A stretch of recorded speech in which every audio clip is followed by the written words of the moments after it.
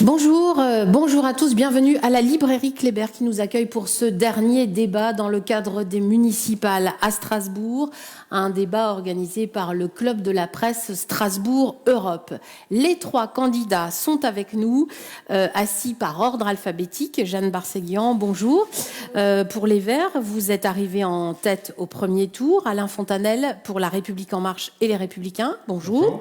Et enfin Catherine Trottmann, bonjour, vous êtes à la tête de la liste pour le Parti socialiste. Alors une campagne qui se termine ce soir à minuit, une campagne, j'ai envie de dire, à nul autre pareil, en tout cas pour ceux qui en ont vécu d'autres, sans meeting, sans porte-à-porte, et dans un contexte tout à fait particulier. Jeanne Barséguian, elle était difficile cette campagne du deuxième tour? Elle était parfaitement inédite, vous l'avez dit. Mais néanmoins, alors qu'on pouvait craindre d'avoir de vraies difficultés à échanger, à porter nos messages, à aller à la rencontre des Strasbourgeoises et des Strasbourgeois, j'ai constaté à la fois, parce qu'il y a eu un assouplissement entre-temps, des mesures sanitaires, on avait plus de marge de manœuvre que prévu. On pensait qu'on serait en pur numérique, qu'on pourrait même pas tracter ni rien. Et deuxièmement, et ça c'est aussi la bonne surprise, c'est un intérêt des Strasbourgeoises et des Strasbourgeois pour cette élection, pour ce second tour à fort enjeu, et l'envie d'échanger que j'ai senti dans l'ensemble des quartiers de Strasbourg. Alain Fontanel, comment on fait dans ce contexte? Vous avez, vous et votre colistier aujourd'hui, Jean-Philippe Vetter, beaucoup utilisé les réseaux sociaux. Est-ce qu'on touche tout le monde avec les réseaux sociaux? Je pense qu'on a tous beaucoup utilisé les réseaux sociaux, évidemment, notamment en ce début de campagne de deuxième tour, puisque les mesures n'étaient pas encore tout à fait levées, les contraintes étaient encore très présentes. Avec les réseaux sociaux, on touche évidemment pas tout le monde, donc il y a un vrai enjeu de se démultiplier, de trouver différentes formes de débats, de rencontres, de contacts, beaucoup de terrain dans tous les quartiers de la ville. C'est le meilleur moyen d'aller à la rencontre des Strasbourgeois. Et effectivement, peu à peu, les choses se sont assouplies, les masques et les distances étaient moins grandes. Les masques sont tombés. Les masques sont tombés, les distances étaient moins grandes entre les uns et les autres. Et donc on a pu dialoguer plus. Mais c'est vrai que, vous le disiez, c'est une campagne inédite, parce que ça fait bientôt 8 mois que l'on est rentré en campagne, avec une interruption très longue. Et maintenant, il faut que les Strasbourgeoises et les Strasbourgeois se mobilisent. C'est un moment démocratique important. Il faut aller voter dimanche prochain. Catherine Trottmann, vous en avez fait d'autres, des campagnes municipales. Celle-là est vraiment à part. Pour certains, ailleurs, certains n'ont pas hésité à dire que c'était une vraie campagne de premier tour. C'était à nouveau une campagne de premier tour. Oui, je considère que c'est une autre campagne parce que nous avons eu beaucoup plus de temps qu'un deuxième tour habituel.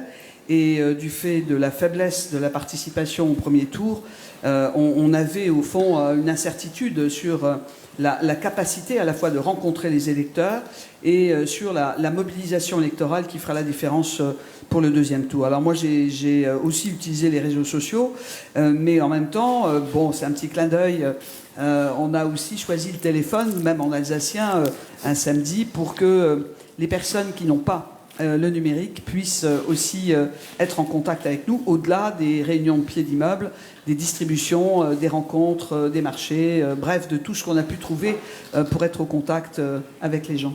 Alors ce contexte particulier, il a aussi induit pour les uns ou les autres des changements dans vos programmes.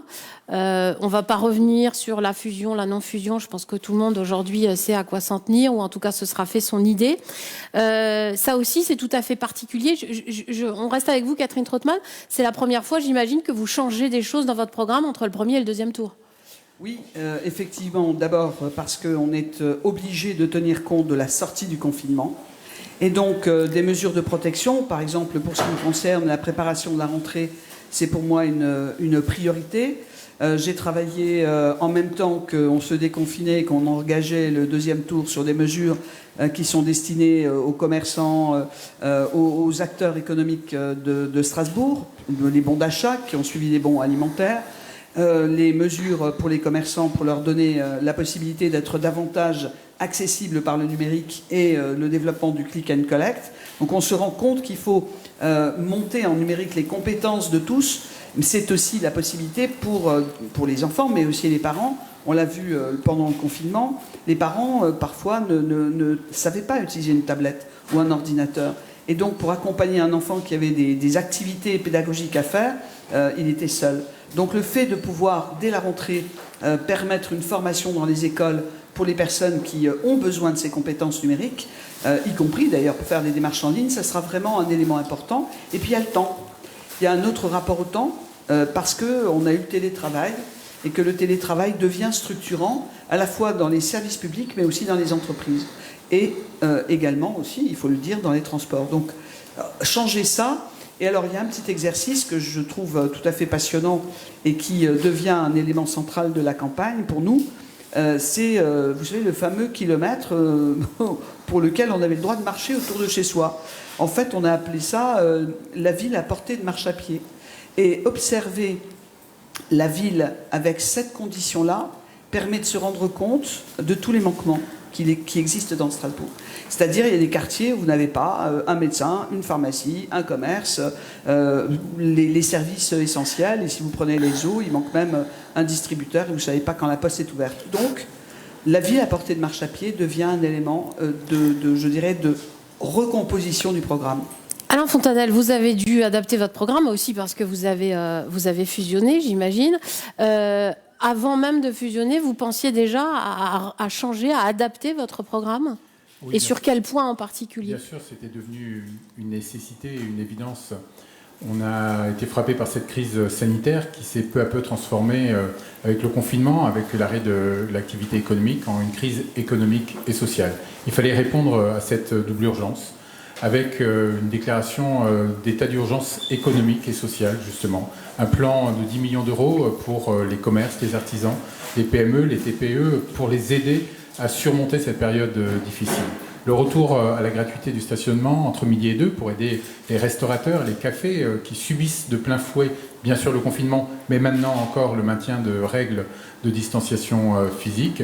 Et puis, la nécessité de promouvoir à nouveau notre territoire. On a été stigmatisé, on a été rouge dans tous les médias pendant des semaines et des semaines. Il faut que l'on devienne attrayant, que l'on fasse une campagne de promotion territoriale envie de Strasbourg pour que tous ceux autour de notre ville, mais aussi à l'extérieur, puissent revenir massivement. On va revenir sur ces points, mais est-ce que c'est facile auprès des électeurs que vous croisez de dire « Attendez, monsieur, madame, j'ai changé mon programme, aujourd'hui j'ai adapté ». Comment vous avez fait passer ces messages-là ? D'abord, il y a eu une telle pause dans la campagne que... les gens ne se souvenaient pas du programme précédent ? On est dans un autre état d'esprit, on est dans un autre moment de notre histoire, on est face à de nouvelles préoccupations. Au début, on a commencé la campagne ici même, le sujet principal c'était le marché de Noël, qui reste, on continue à en parler, mais aujourd'hui la question de l'emploi, la question de la rentrée scolaire, des inégalités, des questions environnementales sont beaucoup plus prégnantes que la question seule du marché de Noël, comme c'était le cas, et c'était encore l'hiver en plus, quand on a commencé maintenant, on est dans l'été. Donc l'état d'esprit a changé, les attentes ont changé, et les enjeux ne sont plus tout à fait les mêmes. Il y a des enjeux qui perdurent, il y en a d'autres qui sont devenus beaucoup plus forts, beaucoup plus prégnants. Il faut y répondre pour faire face à cette crise économique et sociale. Jeanne Barséguian, qu'est-ce que vous avez changé, vous, dans votre programme ? Je n'ai pas changé mon programme. J'ai adapté certains aspects, évidemment, et mon équipe, et moi-même, moi un petit peu moins, puisque j'étais touchée par le Covid, comme vous le savez, pendant la crise. On a travaillé pendant cette période de confinement sur des mesures d'accompagnement pour répondre aux difficultés rencontrées par les personnes les plus précaires, par les étudiants en situation de précarité, par les entreprises, le monde économique, le monde culturel et artistique. C'est quoi un exemple précis d'une mesure d'accompagnement ? Et le monde associatif, je vais y revenir. Mais je voudrais dire quelque chose d'important. C'est que cette crise sanitaire, c'est un symptôme de bouleversements mondiaux. Et si on ne s'attache qu'à soigner le symptôme, en matière de santé, on le sait bien, et qu'on ne va pas chercher la cause de la maladie, eh bien, on est à côté.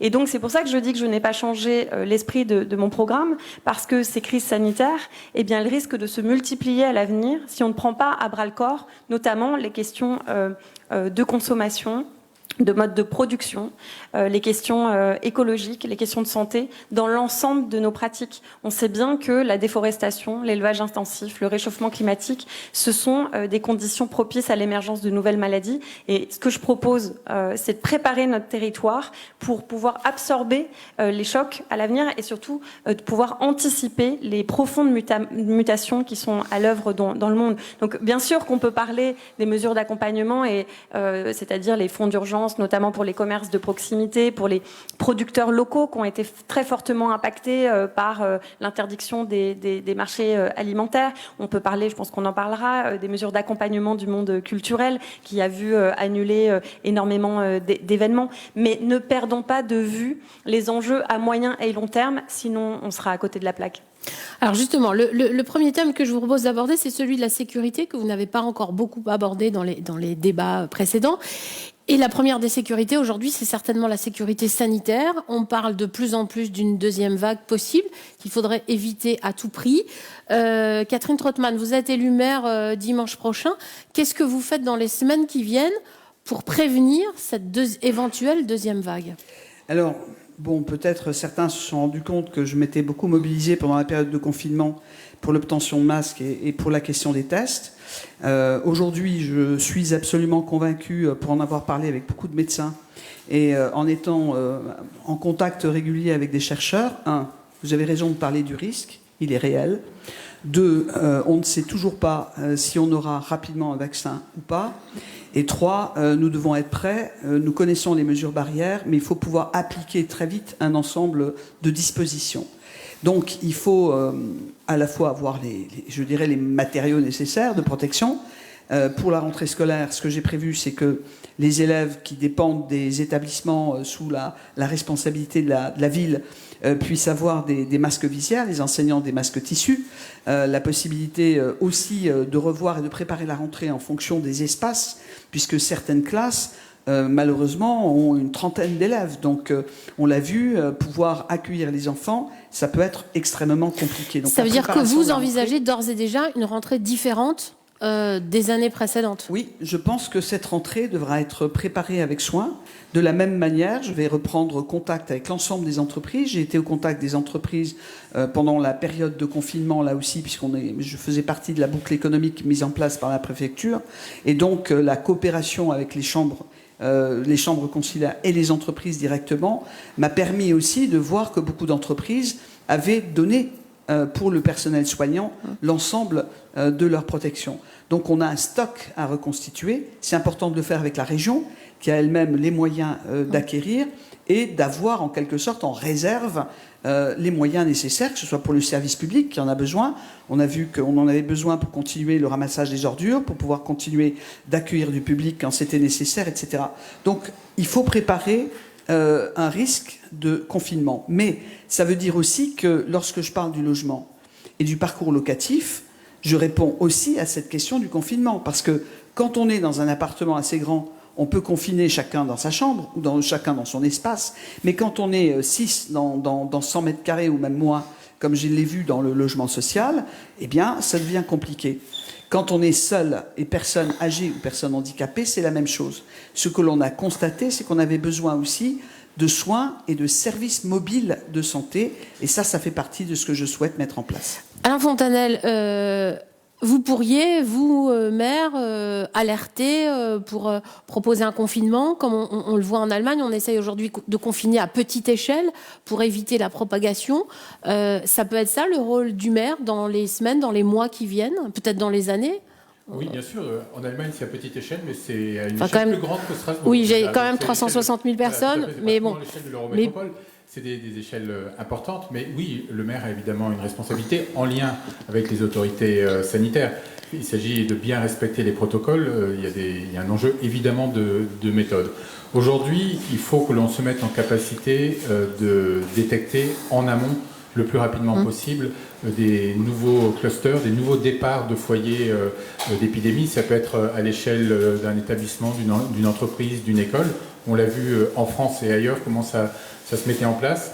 Il faut être sur une capacité de test systématique en termes de tests virologiques pour voir si, dès le premier symptôme, il y a effectivement la maladie se manifeste ou pas. Et là, pouvoir isoler, confiner les personnes et les personnes contacts pendant ce temps. On a mis en place toutes ces semaines, on avait une réunion quotidienne avec la cellule de crise de la ville et la préfète pour justement, et l'ARS bien sûr, anticiper cette crise et pouvoir réagir rapidement en cas de rebond de la maladie. Ça, c'est presque un nouveau rôle pour le maire. Enfin, c'était totalement inédit.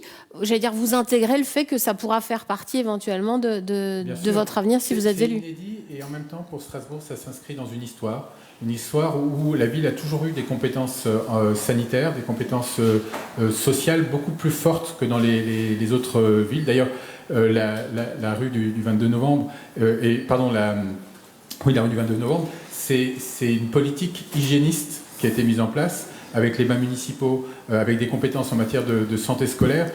Et à Strasbourg, il y a un terreau particulier et le maire a toujours eu un rôle particulier depuis la période allemande en matière de santé et en matière sanitaire. Il faut évidemment que ça continue. Jeanne Barséguin, comment vous envisagez-vous ce rôle de protection du citoyen, mais en termes sanitaires, de le protéger en tant que maire, de le protéger des éventuelles épidémies? Je le disais, je pense que le rôle des territoires, le rôle des villes est en train de changer parce que nous devons adapter nos territoires. On a beaucoup parlé de la question de la résilience, qui est un terme qui n'est pas toujours très très bien connu, mais qui signifie quoi? Qui signifie savoir s'adapter à la survenue d'événements parfois difficiles et de pouvoir rebondir.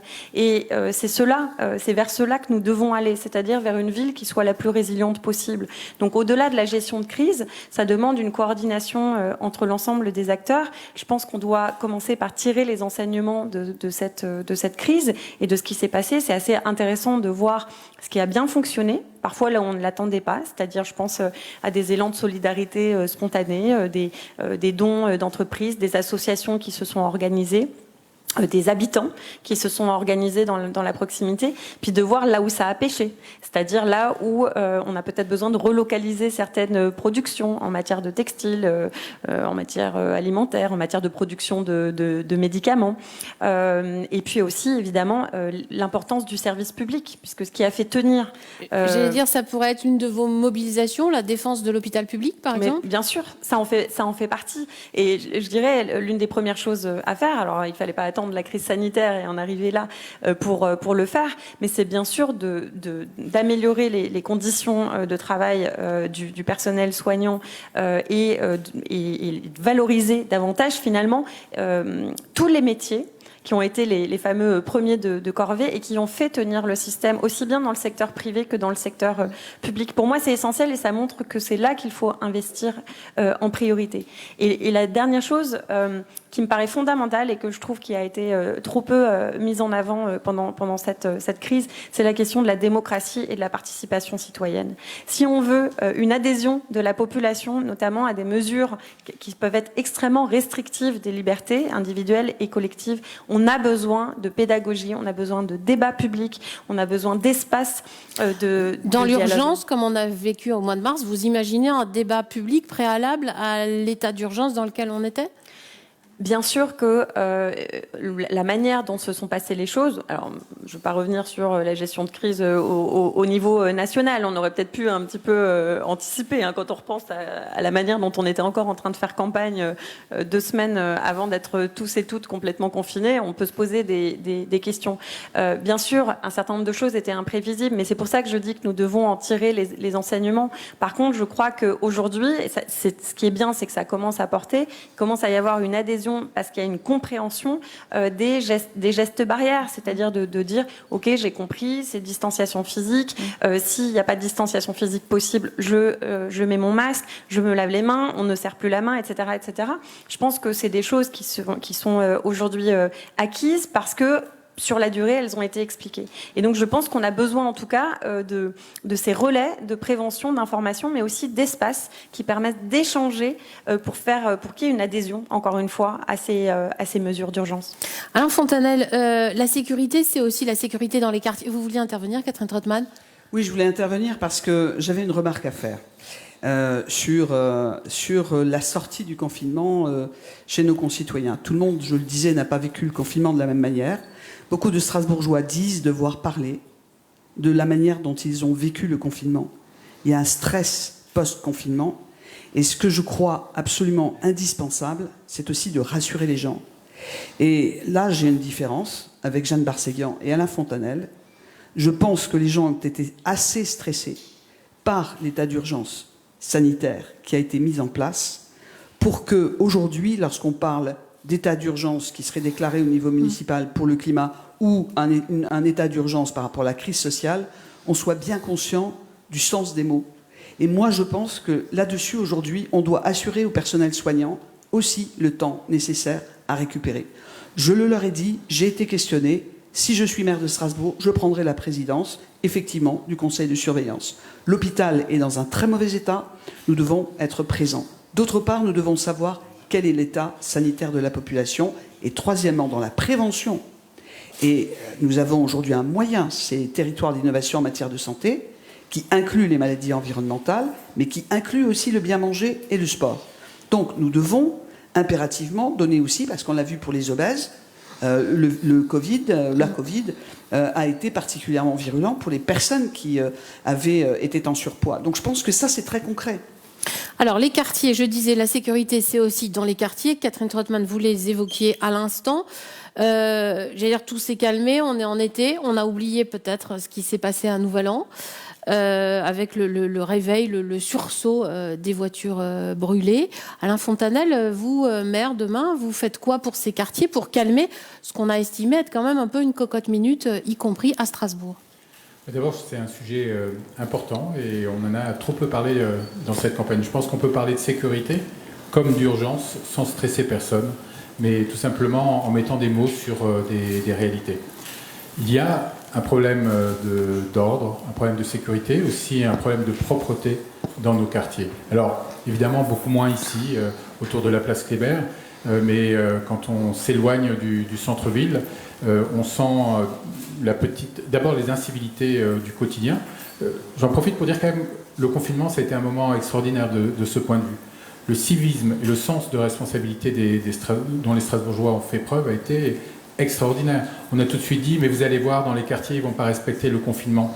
Tout le monde a respecté le confinement, partout, dans tous les quartiers de la ville, dans toutes les classes d'âge. Et c'est aussi un élément, une force pour construire notre société et l'avenir de notre ville. Il n'empêche, il y a évidemment beaucoup d'incivilités du quotidien, des petites incivilités, mais il y a aussi de la délinquance. Pas que au Nouvel An, toute l'année. Il faut un retour de l'autorité, de l'ordre républicain dans tous nos quartiers. Chacune doit pouvoir avoir les mêmes droits et les mêmes obligations, quel que soit le quartier dans lequel on habite. Ça veut dire comment vous faites plus de moyens de force de police. Il faut augmenter les effectifs de la police municipale. Deuxièmement, il faut, là où il y a des points chauds, mettre de la vidéosurveillance, en complément de ce qui existe déjà. Troisièmement, il faut aussi de la présence humaine. Cela manque de présence humaine dans nos quartiers. Il faut des retours de concierges dans les immeubles, dans les quartiers, à la fois pour réguler les petites incivilités du quotidien. C'est souvent les sorties des poubelles, les dépôts sauvages, mais c'est aussi simplement pouvoir donner une aide à une personne âgée isolée, pouvoir changer une ampoule, faire un petit élément de bricolage. Il faut pouvoir avoir ces éléments de présence humaine pour réguler la vie dans les quartiers en proximité. Ça veut dire quoi? Dans les logements sociaux, vous remettez des concierges? Des concierges, on met aussi des services de proximité. Il y a une expérimentation en Néouf qui fonctionne très bien avec une association qui fait du petit bricolage. Vous savez, quand vous êtes une personne âgée, vous avez une ampoule au plafond qui casse, vous ne pouvez parfois pas la changer vous-même. Vous ne trouverez pas un artisan qui viendra juste pour une ampoule. Si vous êtes isolé, vous n'avez pas de famille, vous n'avez pas de voisins qui peuvent vous rendre ce service, eh bien, il faut pouvoir trouver ce type de solution. Ça amène du lien. Et ça va empêcher les voitures d'être brûlées à Nouvel An. Pour le Nouvel An, et ça c'est une problématique spécifique. D'abord, c'est pas le Nouvel An, ça a commencé quelques jours avant, même dès Halloween, par le stress de la montée des pétards, des mortiers pendant des jours et des jours. Là, c'est prévention, anticipation et répression. C'est les trois. Le dispositif de prévention n'a pas fonctionné. D'ailleurs, j'ai rencontré toutes les associations de prévention, elles le reconnaissent elles-mêmes. Le dispositif était reconduit d'année en année sans être réinterrogé, et il n'y avait pas de montée de tension particulière. Cette année, pour différentes raisons, il y a eu une montée de tension particulière. Le dispositif de prévention, d'accompagnement et de sanction n'a pas été à la hauteur. Il faut mettre en place tout un programme d'action, et c'est dès le mois de septembre qu'il faut pouvoir agir. Jeanne Barséguian, ces populations des quartiers aussi souvent se sentent exclues, oubliées. On le sait, c'est des quartiers où on vote très peu, même au municipal, parce que ce sont des gens qui ne se sentent plus du tout concernés par ces politiques locales. Qu'est-ce que vous faites, vous, pour les ramener, j'allais dire, dans le giron de la municipalité, de la mairie, qu'ils se sentent à nouveau comme partie intégrante de la ville de Strasbourg ? C'est vrai, vous avez raison, il y a une défiance très forte et une déception, je dirais, de la part des habitants de plusieurs quartiers de Strasbourg vis-à-vis des responsables politiques, parce que tout simplement ils se sentent abandonnés. Et je dois dire que quand on va dans différents quartiers de Strasbourg, que ce soit l'Elzo, que ce soit le Neuhof, que ce soit Haute-Pierre, on peut s'interroger sur la manière dont ont été fléchés les investissements publics dans ces dernières années. Bien sûr qu'on est fiers et heureux d'avoir un très beau centre-ville. Voilà, qui fait la fierté, qui rayonne, qui accueille des visiteurs. Mais aujourd'hui, on a des milliers d'habitantes et d'habitants qui tout simplement ne se sentent pas considérés là où ils vivent. Et ça pose ensuite d'innombrables problèmes. Donc ça démarre évidemment par l'accès à des services publics pour tous, mais on parle vraiment des besoins du quotidien. Et ces inégalités, qui sont des inégalités sociales de revenus qui se creusent, mais qui sont aussi des inégalités territoriales, on les a bien vu pendant cette période de confinement, puisque tout le monde n'était pas logé à la même enseigne. Donc c'est les services publics en matière d'accès à la santé. Je pense aux maisons urbaines de santé. J'en ai visité 2 des 4 qui existent aujourd'hui sur le territoire. Moi, je propose qu'il y en ait une dans chaque quartier de Strasbourg. Et celles qui existent, on voit bien qu'elles sont déjà à l'étroit. À Haute-Pierre, ces femmes, d'ailleurs c'est des femmes engagées, j'allais dire militantes de la santé du quotidien, se retrouvent dépassées par l'affluence des demandes dans ces quartiers. Et on parle quand même d'accès aux soins, d'accès à la santé. Donc ça, c'est une chose. C'est bien sûr la question des mobilités, avec une nécessaire extension de lignes de tram. Je pense notamment au quartier ouest. Je pense aussi à toute la zone nord de l'agglomération, avec la nécessité de desservir ces quartiers et ces communes qui sont très densément peuplés et qui aujourd'hui n'ont aucun moyen de se déplacer efficacement. Vous pensez qu'une partie du malaise vient de cette sensation d'être enclavé ? Bien sûr, c'est ce sentiment d'être relégué, d'être, j'allais dire, des quartiers de seconde classe. C'est inacceptable, en plus, dans une ville qui se réclame de capitale européenne des droits de l'homme.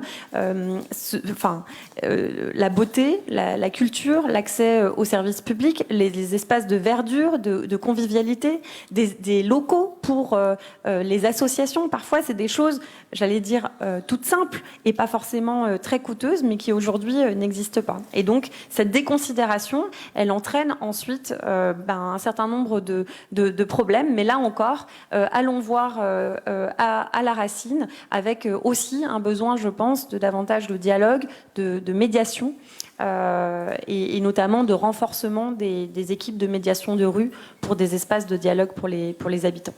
Catherine Trottmann, pour ces quartiers, pour que les gens s'y sentent mieux, pour que les jeunes aient d'autres préoccupations, on fait quoi ? On leur donne du travail ? Alors d'abord, je voudrais dire qu'en matière de sécurité, ça vaut d'ailleurs pour toute la ville, il y a un problème de conflit d'usage de l'espace public entre les piétons, les cyclistes et parfois les automobiles qui peuvent encore circuler. C'est vrai au centre-ville, c'est vrai dans les quartiers. Et donc la manière dont on peut régler ce problème, en organisant mieux, en pensant aux enfants, en cherchant à aménager les livraisons à des horaires et avec des manières beaucoup plus respectueuses du risque qui est celui des piétons, je pense qu'il faut chaque fois partir de la personne la plus fragile. L'enfant, la personne malvoyante, handicapée, qui utilise l'espace public. C'est comme ça que j'ai réalisé le tram, en pensant aux personnes handicapées. On va revenir... On reviendra sur les transports peut-être. Oui. La deuxième chose, Mais sur les c'est les quartiers rodéos. C'est les spécifiquement. rodéos Ça, oui. qui touchent les quartiers. Oui, mais le conflit Oui. piéton-cycliste, c'est le rodéo fait partie de ce conflit d'usage public. J'étais à l'Elzo, au marché de l'Elzo, j'ai bloqué un motocycliste qui traversait à toute allure au milieu du marché. Bon, je pense qu'il y a un problème d'autorité, il y a un problème de présence, il y a un problème de prévention. Il y a aujourd'hui une ville qui est fractionnée, fragmentée, et il faut la réunir. Et effectivement, sortir de ce sentiment d'abandon, c'est évidemment aussi associer les habitants. Le troisième problème, c'est le trafic de drogue. Le trafic de drogue est un fléau, en particulier dans les quartiers, mais pas seulement dans les quartiers. Donc ça, il faut lutter contre. Ça veut dire que, d'abord, il faut aller chercher des moyens de police au niveau national. Deuxièmement, moi, je prévois d'embaucher 50 policiers municipaux avec une brigade consacrée au transport, une montée pour la sécurisation du centre-ville au moment des grandes manifestations, mais en même temps aussi le contrôle des véhicules, notamment les camions. Alors justement, d'un mot chacun, pour clore ce sujet sécurité, le marché de Noël, vous l'avez déjà évoqué. Vous dites tous qu'il faut le débunkériser. Il n'empêche qu'il y a eu un attentat à Strasbourg il y a 18 mois. J'imagine que ce n'est pas le maire seul qui décide. Comment vous allez faire pour cette année, par exemple, parce qu'à la fois, il y aura une vraie demande, et on l'imagine bien légitime, des hôteliers restaurateurs, que les gens viennent, et en même temps, vous dites qu'il faut le changer, le transformer. Donc, comment vous faites, Jeanne Barseguian? Oui, c'est le débat que j'ai ouvert l'année dernière pour dire que c'est sous prétexte de sécurité, on s'est retrouvé dans une situation qui était ni rassurante du point de vue de la sécurité et qui était même anxiogène, voire extrêmement exaspérante pour les Strasbourgeois, les Strasbourgeoises, les commerçants du centre-ville et les visiteurs. C'est-à-dire que avoir des portiques à l'entrée du centre-ville qui sont contrôlés à certaines heures et pas à d'autres. Là aussi, je parlais d'adhésion de la population. Quand on comprend pas à quoi ça sert, ça devient insupportable. Ça, c'est ce qui se passait jusqu'à présent. Vous faites quoi? Concrètement, ça signifie d'arrêter de tout concentrer sur l'île et de prévoir des formats qui permettent de moduler en fait ce marché de Noël, déjà de le déconcentrer, c'est-à-dire, moi je pense que ce marché de Noël ne doit pas être seulement sur l'ellipse insulaire, il doit pouvoir irriguer l'ensemble des quartiers de Strasbourg. Et donc on peut imaginer, mais moi je souhaite pas dire ça va être comme ci comme ça. Je souhaite ouvrir un vrai débat de remise à plat de ce marché de Noël avec l'ensemble des acteurs, avec les habitants des quartiers, avec les commerçants, avec les associations aussi de solidarité, pour qu'on redonne du sens à ce marché de Noël qui fait notre fierté. Et la sécurité, comment vous gérez ça? Mais qui aujourd'hui a atteint gérer la fin du modèle. Et sur la sécurité, bien sûr qu'il faudra des mesures de sécurité, mais j'ai envie de dire, comme il en faut pour les différents événements qui accueillent beaucoup de public. Donc ça, c'est un dialogue ferme avec la préfecture, mais en sortant, j'allais dire, de l'existant. Là, aujourd'hui, le problème, c'est que on a un modèle et on est resté calé sur ce modèle sans imaginer qu'il puisse bouger. Et donc, forcément, on en arrive à quelque chose qui est tout simplement insupportable. Donc, repensons déjà l'état d'esprit de ce marché de Noël, ce qu'on veut en faire, la manière dont on veut le vivre, avec un marché plus humain, à taille plus humaine, avec des produits responsables, locaux, de nouvelles animations, plus de convivialité. Et ensuite, travaillons sur ce que ça implique en matière de mesures de sécurité et ce qui est possible. Et ça, je le ferai fermement en dialogue avec la préfecture. Alain Fontanelle, comment on débunkérise en gardant de la sécurité? Parce que certes, les Strasbourgeois, une partie des Strasbourgeois en ont eu assez, mais les touristes viennent aussi parce qu'on leur garantit une sécurité. Oui, je pense qu'il faut être attentif à ne pas laisser croire que la sécurité était un prétexte. C'est une réalité et on l'a vécu de manière totalement dramatique dans notre ville. Ce qui montre que le risque est là. Et il est là pour cet événement en particulier qui a une dimension symbolique. Il y a une dimension symbolique parce que c'est Strasbourg, capitale européenne, parce qu'il y a notre cathédrale, parce qu'il y a aussi la chrétienté et notre histoire derrière. Et donc, le marché de Noël de Strasbourg est une cible. Il l'a été par le passé, il l'a été plus récemment. Et donc, il y a un risque particulier. Il ne faut pas oublier cette dimension-là. Et tout le débat légitime et que l'on doit traiter sur la place des enfants au moment du marché de Noël, sur la place de nos traditions, de la solidarité, sur la qualité des produits, est un sujet à part entière. Mais il ne doit pas effacer et ne doit pas se substituer au débat de la sécurisation. Évidemment, il faut le débunkériser. Évidemment, les contraintes étaient extrêmement fortes et il y a un éloignement des Strasbourgeois avec le marché de Noël. Il faut réconcilier les Strasbourgeois avec le marché de Noël. Mais s'il n'y a plus de sécurité, s'il y a un sentiment d'insécurité qui s'installe, on repère aussi la confiance. La confiance des touristes, bien sûr, mais aussi la confiance des Strasbourgeois. Donc c'est un équilibre difficile à trouver. Plus on va démultiplier les centres du marché de Noël, plus on va devoir avoir des dispositifs de sécurité ad hoc pour chacune des places. On touche à la limite des capacités humaines qui sont les nôtres, mais qui sont celles aussi de l'État. Et donc c'est un travail itératif que l'on doit faire pour voir afficher notre objectif et voir quelles sont les capacités d'action. On n'est pas dans la théorie, on est dans le comment faire. Dans le comment faire, c'est en dialogue avec l'ensemble des acteurs. Il faut un engagement fort du maire pour dire ce qu'il veut. Et il faut aussi avoir une capacité d'adaptation à la réalité. Ne bunkérisons pas la ville, mais ne mettons pas les Strasbourgeois en insécurité non plus.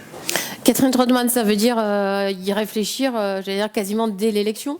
Oui, bien sûr. Ça veut dire poser la question immédiatement à la préfète de la possibilité d'organiser, de desserrer et de décentraliser certaines activités du marché de Noël. Mais ça veut dire aussi organiser différemment le marché de Noël, même là où il est traditionnellement installé. Par exemple, devant l'hôtel de ville, où on a aujourd'hui de la graisse par terre, des papiers gras, où les gens sont tassés. Je pense qu'il faut quand même regarder aussi comment on crée des risques sur le marché de Noël, avec des regroupements trop importants, avec des gens trop serrés. De toute manière, on sera obligé d'avoir aussi, je dirais, un espace à cause justement de la pandémie. Donc on ne pourra pas l'organiser de la même manière. Et puis je crois qu'il y a aussi quelque chose qui est demandé par les Strasbourgeois. Et là, on voit bien qu'il y a quand même un problème, si vous voulez. Quand on a les contrôles à partir de 11h et qu'avant on a pu passer en tram, on a pu, je dirais, si on est quelqu'un qui a une mauvaise intention, passer tout ce qu'on voulait. Et les Strasbourgeois, ils ne comprennent pas pourquoi à partir de 11h, ils sont obligés chaque fois de passer le contrôle et pourquoi avant, c'est possible de passer. Alors moi, ce que je souhaite, c'est qu'on travaille sur les circulations, sur le fait de pouvoir rouvrir les stations, parce que quand j'ai rencontré les personnes de l'association de la Fédération des aveugles, ils m'ont expliqué qu'un des leurs s'est perdu dans Strasbourg, parce qu'il n'avait pas repéré la station qui était fermée, et il s'est retrouvé dans un quartier où il n'avait plus aucun repère. On ne peut pas penser seulement aux touristes, il faut penser aussi aux Strasbourgeois et aux difficultés qu'on crée. La sécurité, c'est aussi la sécurité du transport, et donc il est question, pour ce qui me concerne, d'avoir aussi une navette complémentaire. Si on décentralise, il faut un élément de transport supplémentaire pour transporter les gens en sécurité. Donc voilà, c'est une discussion qui doit commencer, sachant que le prochain marché de Noël sera un peu une édition exceptionnelle, puisqu'on n'aura peut-être pas encore la possibilité d'avoir l'édition finale. Mais il y a quelque chose que j'aimerais changer aussi. Bon, mais ça, c'est pas un problème de sécurité, c'est le pays invité. Je pense qu'il faut faire un vrai marché de Noël européen, et ça, c'est à revoir. On parlera de l'Europe dans un instant. Sur la mobilité, vous avez toutes et tous beaucoup parlé de la voiture en ville, moins du vélo. Là encore, conséquence du Covid, les gens prennent plus facilement leur vélo. Il y a eu des incitations aussi gouvernementales à réparer leur bicyclette. Moi, je voudrais savoir ce que vous prévoyez. Plus de pistes cyclables, plus d'arceaux. À titre d'exemple, je suis venue à vélo, impossible de mettre mon vélo place Kléber, hein, il n'y a pas d'arceau. Donc on fait comment ? On sait que le vol de vélo à Strasbourg, c'est une plaie. J'imagine que les arceaux, ça ne doit pas coûter bien cher. Est-ce que vous envisagez d'en installer, de faire un état des lieux, d'en mettre un peu partout ? Qu'est-ce qu'on fait pour le vélo ? Jeanne Barséguian. On franchit un cap On se targue d'être première ville cyclable depuis des années, mais en fait, on s'est beaucoup reposé sur nos lauriers avec aujourd'hui de nombreuses villes, et notamment de villes européennes, qui nous ont rattrapés, voire carrément dépassés. Je prends souvent l'exemple de Copenhague. Il est parlant dans ce qui a été mis en place en termes d'infrastructures et d'équipements pensés, mais globalement, en termes de grands flux de circulation pour le vélo, qui n'est pas... qui devient encore plus un mode de déplacement pour tout type d'activité, pour les déplacements domicile-travail, à vélo ou à vélo à assistance électrique. Donc ça demande un réseau express cyclable qui aujourd'hui concrètement n'existe pas ou existe peu, parce qu'il n'a pas été financé, que les financements n'ont pas été orientés, fléchés pendant le mandat écoulé. Donc ça, c'est nécessaire, et c'est nécessaire notamment pour connecter non seulement les quartiers de Strasbourg, mais les communes de deuxième, troisième couronne. Exactement. Et on peut tout à fait remplacer efficacement ces déplacements en voiture par des déplacements à vélo ou vélo à assistance électrique. Donc c'est aussi d'inciter et d'aider l'achat d'un vélo et d'un vélo à assistance électrique. Et puis, on l'a bien vu avec cette période de post-confinement, c'est l'engouement, y compris à Strasbourg, pour ce mode de déplacement qui est en fait un mode de déplacement du futur. Et donc, ça signifie sur les grands axes de la ville, de libérer concrètement des voies pour des pistes cyclables sécurisées, avec un partage équitable qui permette aussi aux piétons d'avoir suffisamment d'espace. Et là, c'est un réaménagement de notre espace public, notamment sur les grands axes. Et moi, ce que j'entends, en tout cas de la part d'Alain Fontanel et de Catherine Trottmann, c'est beaucoup de plus de contrôle des vélos. On parle beaucoup des problèmes de cohabitation et de ces vilains cyclistes qui doivent être plus responsables. Évidemment qu'il y a des conflits, et je ne le nie pas, mais regardons à quoi ils sont dus. Ils sont dus à un manque d'infrastructures, d'équipements et un partage de l'espace public qui ne permet pas non plus cette cohabitation apaisée que j'appelle de mes voeux. Donc c'est l'ambition avec des moyens pour l'investissement vers la transition écologique, et ça ira notamment vers ces itinéraires cyclables express. Alain Fontanel, comment vous gérez, vous, je sais que vous circulez à vélo, votre colistier, je ne sais pas comment on dit, est beaucoup moins impliqué dans le vélo. Il y en a un aussi quand même. Oui, mais on le voit beaucoup moins à vélo. Quid de l'avenue des Vosges ? Vous avez trouvé un terrain d'entente. Qu'est-ce que vous prévoyez ? Et autre question, parce que le quai des Bateliers, tout le monde en est très satisfait. En revanche, c'est un peu dangereux. La cohabitation, est-ce que vous envisagez justement, par exemple, d'instaurer une piste cyclable sur ce quai ? Voilà, 2 points très précis à Strasbourg. Qu'est-ce que vous prévoyez de faire ? Je vais d'abord revenir sur la politique vélo en général. Oui. Je n'oublie pas les 2 points, mais qui sont une illustration de ces questions. D'abord, le vélo, c'est un élément du mode de vie de Strasbourg. C'est aussi une fierté, cette place dans le vélo. C'est un enjeu environnemental très fort. Et donc, il faut rester et garder l'avance que l'on a en matière de vélo à Strasbourg. Ça passe bien sûr par des infrastructures, par des pistes cyclables, par des continuités pour permettre à chacun, au-delà de Strasbourg, parce que sur Strasbourg, globalement, les infrastructures sont là, mais à l'échelle de la métropole et au-delà, de pouvoir utiliser systématiquement le vélo. Le développement du vélo à assistance électrique permet d'aller vers des distances beaucoup plus grandes et d'utiliser beaucoup plus systématiquement le vélo. C'est un enjeu de report modal. Vous disiez avec raison que la crise a entraîné une augmentation de l'usage du vélo, mais c'est plutôt du transfert des transports en commun vers le vélo. C'est la peur des transports en commun qui a entraîné un report vers le vélo. Ce qui n'est pas la même chose que passer de la voiture au vélo. L'enjeu, c'est bien de passer de la voiture au vélo sur des distances plus grandes. Et là, une des solutions, c'est le vélo à assistance électrique. Mais on a une problématique. On ne peut pas dire... Parce que la différence avec Copenhague ou d'autres villes, c'est pas les infrastructures, c'est aussi le civisme et le comportement qui n'est pas le même. Il faut le reconnaître. On a des problèmes de comportement de cyclistes. On est soi-même cycliste, piéton et automobiliste dans une même journée, dans une même semaine. On voit bien comment ça se passe. Il y a des frottements, il y a des comportements à risque, et il y a des zones où il y a une densité de piétons qui fait que le vélo devient un problème. Vous parliez des quais, on peut parler de la rue des Grandes Arcades, de la Grand Rue. en particulier le samedi. Moi, je suis pour l'instauration du pied-à-terre. C'est un élément de régulation et de respect. Et d'ailleurs, dans les faits, c'est très difficile de circuler rue des Grandes Arcades le samedi après-midi avec son vélo. Pourtant, certains le font en zigzagant, en allant vite. On a aussi le problème des livreurs qui aujourd'hui, à grande vitesse, souvent sans lumière, le soir, sont un risque. Il faut assumer cette part de régulation. Sinon, on nuit à la cause du vélo. Moi, je suis un défenseur du vélo à Strasbourg et j'assume de dire qu'il y a une partie de nuisance qu'il faut réguler. Pour revenir sur les quais, aujourd'hui, les quais n'ont pas été conçus pour avoir un espace qui permette de mettre en place une piste cyclable. Le week-end, quand il y a du monde, la logique, c'est le pied-à-terre. Dans la semaine, ça se passe bien. C'est une zone de rencontre, les voitures roulent lentement, il n'y a pas trop de piétons. Mais quand il y a de la densité, le pied-à-terre. Pour ce qui est de l'avenue des Vosges, on a dit la même chose avec Jean-Philippe Vetter. On a voulu tout concilier avec cet aménagement. On a voulu sécuriser le piéton qui se sentait en insécurité par le vélo qui roulait sur le trottoir parce qu'il était en danger sur l'avenue elle-même. On a voulu maintenir le stationnement sur l'avenue des Vosges, ce qui n'avait pas été fait sur l'avenue de la Forêt-Noire. Et on a voulu améliorer la qualité de l'air. Ce qui s'est passé, c'est que les bouchons ont dégradé la qualité de l'air, ont maintenu une insécurité du vélo qui continue à rouler sur le trottoir et qui continue à insécuriser le piéton. À force d'avoir voulu tout, il faut le reconnaître. Donc on fait quoi? Donc moi je suis pour revenir sur l'aménagement et trouver un système de pistes cyclables sur les rues parallèles. Il y en a de chaque côté pour sécuriser réellement le vélo, pour avoir une continuité de la piste cyclable. Je rappelle que moi j'ai défendu ce qui a été fait avenue de la Forêt-Noire, mais aujourd'hui si on veut faire la même chose qu'avenue de la Forêt-Noire, avenue des Vosges, il faut supprimer 40% du stationnement de l'avenue des Vosges. Et là, il n'y a pas de consensus.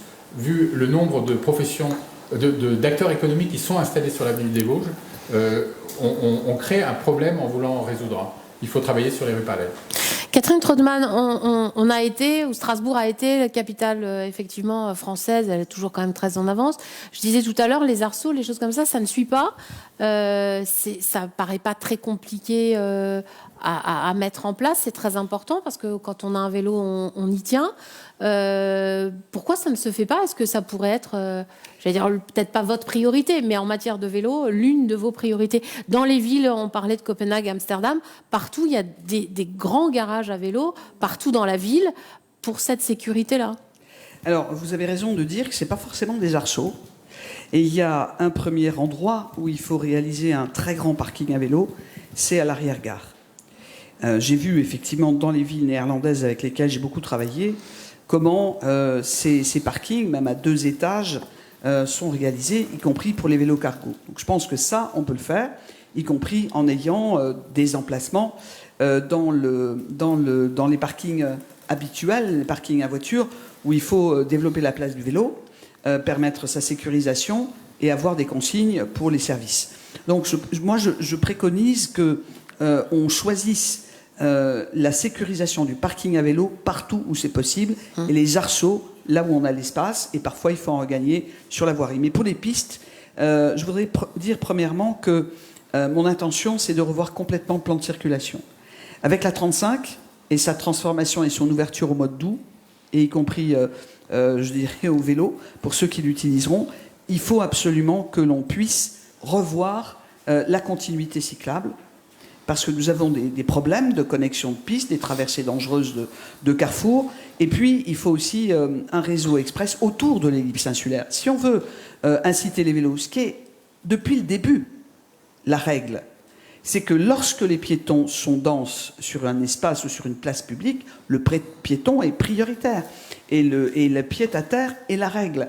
Dans la rue d'Austerlitz, il y a les pistes cyclables sont parallèles. Je voudrais dire à Alain Fontanel qu'on aurait pu éviter le bricolage de l'avenue des Vosges quand même. Parce que qu'est-ce que ça provoque? Aujourd'hui, les cyclistes sont en insécurité sur la voie cyclable, parce que quand on recule, on risque d'en renverser. Ensuite, il y a des embouteillages et du coup de la pollution. Une partie des véhicules qui allaient vers l'Allemagne se sont reportés sur l'avenue du Rhin, où là, franchement, on essaye justement de limiter la circulation automobile polluante pour la santé des gens. Et d'un autre côté, dans les rues parallèles, où il était prévu de circuler en vélo tranquillement, eh ben aujourd'hui, ce sont des autoroutes. Alors, franchement, je pense que là, s'il faut recommencer, il faut expliquer aux gens. Parce qu'on a dépensé 400 000 €, et moi, j'ai exprimé en conseil municipal mon désaccord sur cet aménagement. Parce que si on fait la continuité avec l'avenue de la Forêt-Noire, certes, il faut chercher du stationnement, mais ça, c'est quelque chose qu'il faut discuter aussi avec les habitants et voir ce qu'il est possible de faire. Mais on ne peut pas laisser les choses en l'état, ça paraît clair. Et alors, je voudrais rajouter que la sécurité des cyclistes est aussi importante. Balisage, figuration de l'itinéraire sur la voirie, et ce que je propose, 15 € pour les casques et pour les trottinettes également. Parce que la protection de la tête, ça fait 70% de trauma crânien en moins. Je voudrais juste revenir sur, parce que vous parliez aussi des vols de vélo, et je me suis fait voler le mien malheureusement il y a quelques semaines. Il faut aussi qu'on est la capitale du vélo, mais on est aussi la capitale du vol de vélo. Il faut aussi travailler dessus et généraliser l'expérimentation du tracking GPS des vélos. À partir du moment où 20 ou 25% des vélos auront ce tracking GPS, la peur change de camp. Et c'est le voleur qui sera en situation de risque, c'est un élément important. L'autre question, c'est les épaves. Les épaves à vélo, il y en a vraiment beaucoup dans la ville. Il faut pouvoir faire des ramassages systématiques. Il y a une règle, c'est un peu technocratique. Il faut pouvoir prouver qu'il y a 2 points de sécurité qui sont défaillants pour pouvoir l'enlever, sinon ça reste un bien privé.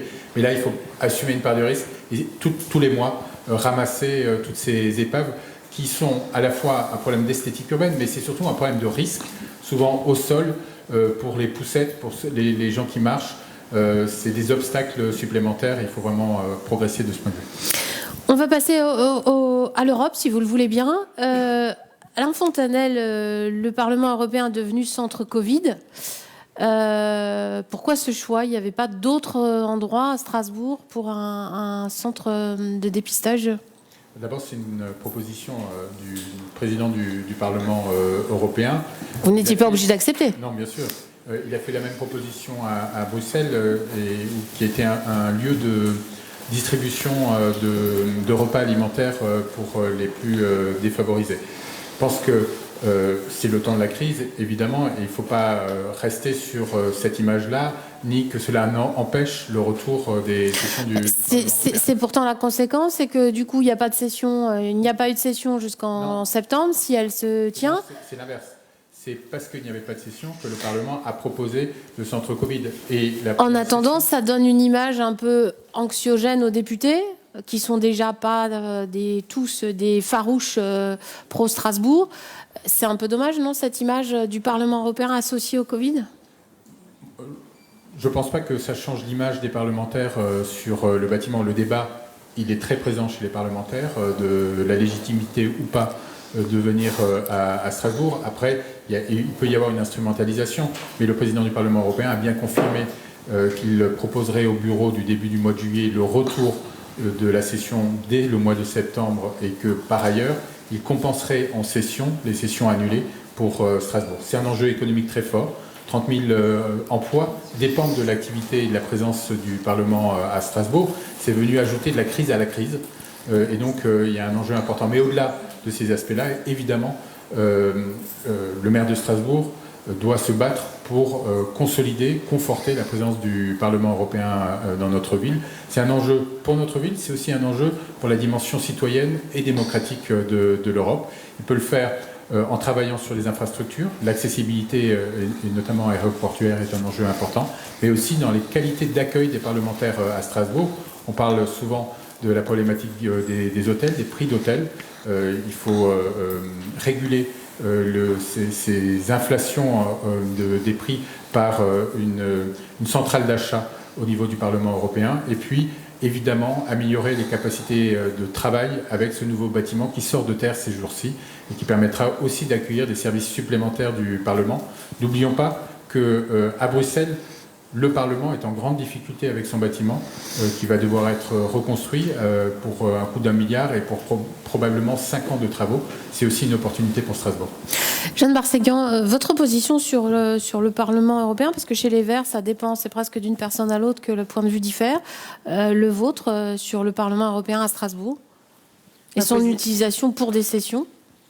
Ma position est très claire sur la défense du siège unique du Parlement européen à Strasbourg. Et en tant que maire, je m'y emploierai. Mais nous savons bien que ça doit être une stratégie collective portée par les autres autorités, y compris jusqu'au plus haut niveau de l'État. Et au-delà de la défense du siège du Parlement européen à Strasbourg, qui est absolument essentielle, je crois qu'on doit pouvoir, et c'est tout le rôle de la ville, redonner du sens au rôle et à la place des institutions européennes dans notre ville. Et donc ça signifie de travailler à la fois sur la citoyenneté européenne, l'éducation, j'allais dire presque l'éducation à l'Europe, dans l'ensemble des quartiers de Strasbourg, de renforcer ce lien. Je parlais de débats publics, je pense que ces débats démocratiques qui doivent irriguer notre ville et que la ville peut organiser des espaces pour le faire. Mais je crois aussi beaucoup que le rayonnement, je crois au rayonnement par l'exemplarité et notamment l'exemplarité de notre réseau de villes rhénanes au sein du Rhin supérieur. Et ce que je souhaite faire en tant que maire, c'est d'une part porter en direct les questions transfrontalières et européennes parce que d'abord parce que c'est l'ADN, c'est mon ADN, c'est la raison pour laquelle je me suis installée à Strasbourg il y a près de 20 ans, mais aussi pour pouvoir forger cette coopération, renforcer cette coopération avec ces villes rhénanes, notamment dans le domaine de l'environnement, de la santé, des mobilités, donc et de l'emploi aussi. Donc Karlsruhe, Stuttgart, Freiburg, Bâle, c'est aussi en renforçant ces réseaux des métropoles et des villes rhénanes que nous pourrons faire rayonner notre ville au niveau européen et gagner aussi davantage de place dans les réseaux européens qui existent. Catherine Trautmann, vous avez été députée européenne, vous savez mieux que quiconque la difficile bataille que doit mener Strasbourg pour garder son siège. On remet toujours encore en avant les traités, mais tout le monde sait aujourd'hui que sans décision nationale, sans un coup de poing sur la table, j'allais dire, ça ne changera pas. Qu'est-ce que vous envisagez de faire si vous êtes élu? Qu'est-ce que vous pouvez faire que vous n'ayez déjà fait par le passé? Écoutez, il y a deux alertes, moi, qui m'inquiètent. La première, c'est la décision de la Cour de justice sur la session, sur le vote du budget, qui était un débat, puisque la France a contesté le fait que le budget soit voté à Bruxelles et a perdu. Alors que dans le traité, finalement, les 12 sessions, il est bien stipulé, parce que c'était le compromis qui avait été voté dès 1991, lorsque j'étais devenu parlementaire et maire, pour faire en sorte qu'on puisse avoir une décision. Et grâce au soutien du président Mitterrand, ça a été inscrit dans le traité par la suite. C'est une alerte. Cette alerte montre que si la France n'est pas aujourd'hui mobilisée et ne cherche pas ses alliés, en particulier en Allemagne, sur cette question, nous aurons un souci. Car on commence par, on avait dans le passé, mais ça a été tranché positivement pour nous, c'était l'attaque sur la durée des sessions, sur le nombre des sessions, sur la durée des sessions, c'est acté, le nombre, c'est acté, la spécialisation de la session budgétaire, ça n'est pas en notre faveur.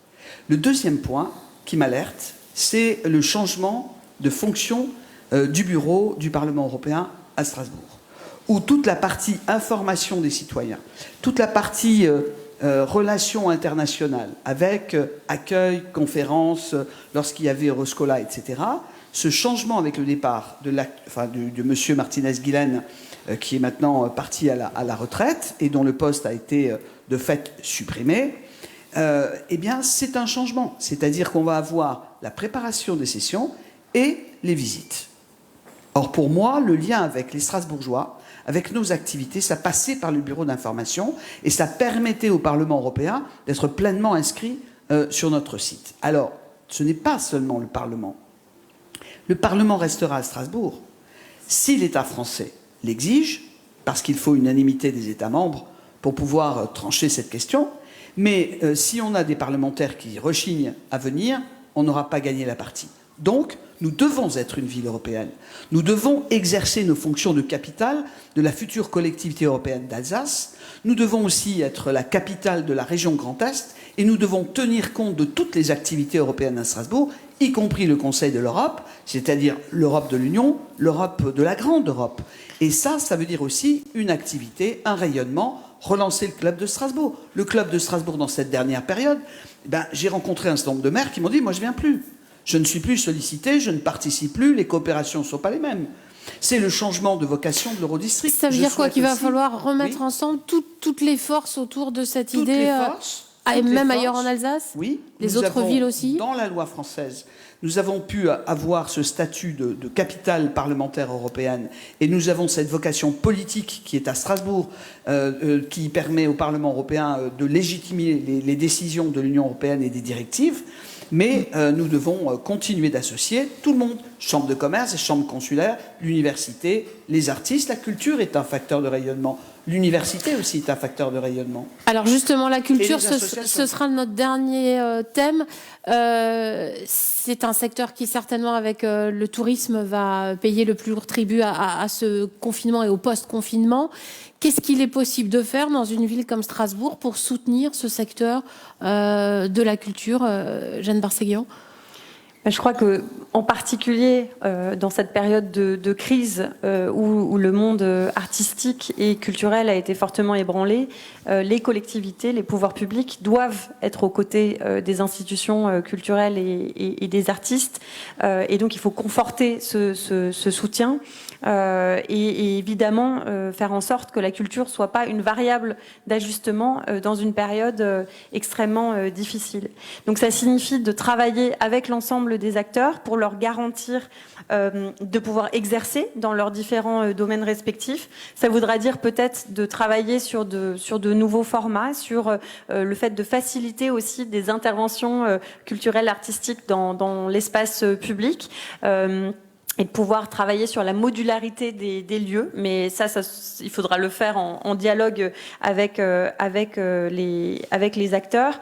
Peut-être prévoir aussi, parce qu'on a vu l'intérêt du numérique dans la période de confinement, où un certain nombre d'artistes ont pu se produire, un certain nombre d'événements culturels ont pu avoir lieu grâce au numérique, et bien d'anticiper cette question en créant une plateforme web qui permettrait à la fois une diffusion des œuvres, mais aussi une rémunération des artistes. Donc au-delà de la gestion de crise, moi je souhaite réaffirmer le soutien à la création et aux créateurs, à la place de l'artiste dans notre ville, avec, on le sait, un besoin de renforcement des lieux de diffusion, de lieux d'exposition, de studios d'enregistrement. Donc c'est la valorisation de tout ce capital, en lien étroit avec les institutions culturelles, bien évidemment, et c'est aussi l'insertion professionnelle de tous ces jeunes qui sont formés dans ces formidables écoles que nous avons sur le territoire, mais qui ont ensuite du mal peut-être à trouver justement du travail localement. Donc c'est toute cette chaîne que je souhaite soutenir et en faire bien évidemment une priorité du futur mandat. Alain Fontanel, comment on fait en tant que maire pour soutenir concrètement? C'est financier, c'est organisé, c'est donner envie aux gens. Comment on fait? Alors c'est vrai, vous avez raison de souligner, la culture a été frappée de plein fouet par le confinement, par l'épidémie. Le Covid n'aime pas la culture parce que c'est des lieux de rencontre, des lieux d'échange, des lieux de proximité, des lieux de densité et donc des lieux de diffusion aussi de l'épidémie. Et la culture a été coupée de son lien essentiel avec le public pendant toute cette période.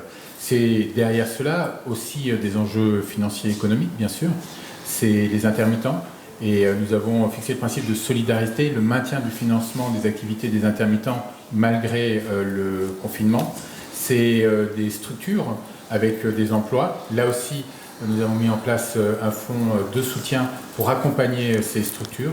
Et c'est enfin les artistes, tous ceux qui participent à la production culturelle et artistique, qui ont été privés, je disais, du contact avec le public, mais souvent de commandes.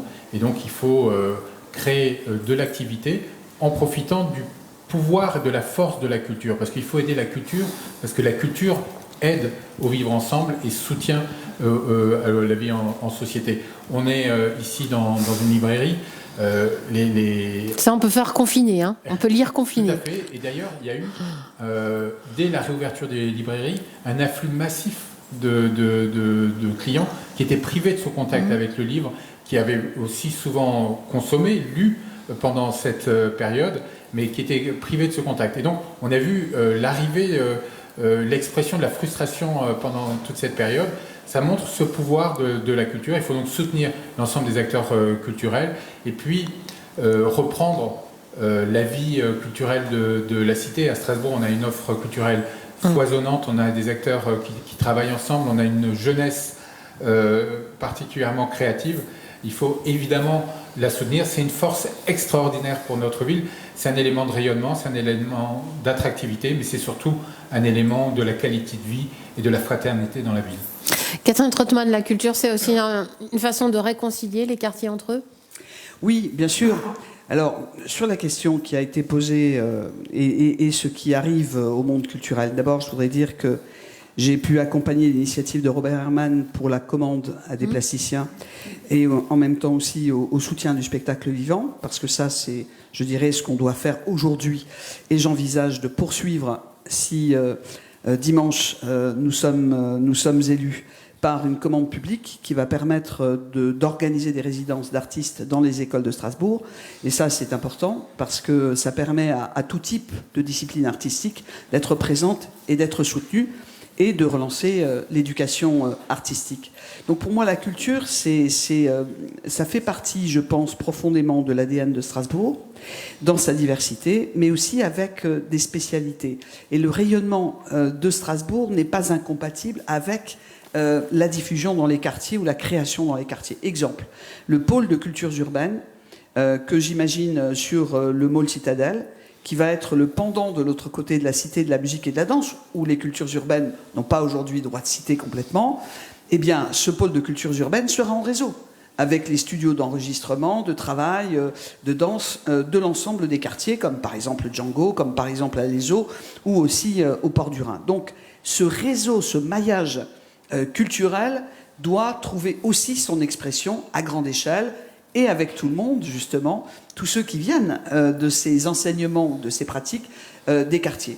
Je prends l'exemple aussi, par exemple, du Palais des Fêtes. Le Palais des Fêtes, il y a un projet associatif qui est basé sur le chant choral et qui est sur la musique. Et on sait que ce Palais des Fêtes a été dédié précisément à la musique et au chant. Donc la reprise, la possibilité de joindre musique amateur, musique professionnelle, c'est aussi un croisement nouveau. Choisir et étendre les publics avec un pass culture pour les personnes qui n'ont pas les moyens de payer une entrée pour un concert ou pour un opéra, c'est la possibilité pour un public nouveau aussi de pouvoir bénéficier d'une culture financée largement par la collectivité publique. C'est normal. Je pense que nous devons viser à cet accès démocratique à la culture, mais aussi nous devons permettre à des personnes qui n'ont pas accès à une pratique culturelle de pouvoir le faire. Voilà quel est notre objectif et nous le poursuivrons, y compris avec le projet qui concerne l'impression, l'illustration et l'édition. On arrive au terme de ce débat, ce dernier débat. Et pour ce dernier débat, je vais vous demander un dernier mot à chacun. Vous avez 1 minute chacun, j'allais dire pour dire ce que vous avez encore à dire une dernière fois avant la fin de cette campagne. Un tirage au sort a eu lieu. Alain Fontanel, vous êtes le premier à prendre la parole. Voilà, vous avez 1 minute. Bien, d'abord, merci pour ce dernier débat. Et dimanche prochain, les Strasbourgeois vont choisir le prochain maire de Strasbourg. Les 6 prochaines années seront déterminantes pour notre ville. Nous sommes face à des défis immenses sur le plan économique, social et environnemental. Nous avons fait le choix avec Jean-Philippe Vetter de nous rassembler, de nous unir pour relever ces défis. Nous allons faire de la qualité de vie, du quotidien, notre priorité. On l'a évoqué, bien sûr, la propreté, la sécurité, le retour de l'ordre républicain, mais aussi la qualité de vie au quotidien avec une ville moins dense, une ville avec plus d'espaces verts, une ville moins polluée. Nous ferons aussi, et ce sera notre deuxième priorité, bien sûr, du Strasbourg, de son rayonnement, notre objectif. Notre ville doit pouvoir retrouver tout son statut en France et à l'international, sur le plan économique, mais aussi sur le plan européen. Et je serai un maire pragmatique, je serai à votre écoute et je serai tourné vers l'avenir. Merci.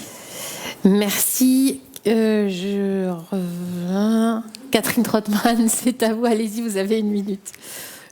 Je souhaite vous dire, chères Strasbourgeoises et chers Strasbourgeois, que dimanche prochain, je serai prête à prendre du service avec tout ce que je peux apporter d'expérience, mais en même temps aussi de projet, avec une équipe qui est représentative de toute la population strasbourgeoise et de tous ses quartiers. Et je veux mettre les quartiers au centre. Je souhaite aussi mettre en œuvre ce que nous avons présenté dans cette campagne, prendre soin de chacune et de chacun, pour la santé, pour les compétences, pour l'accès à l'emploi.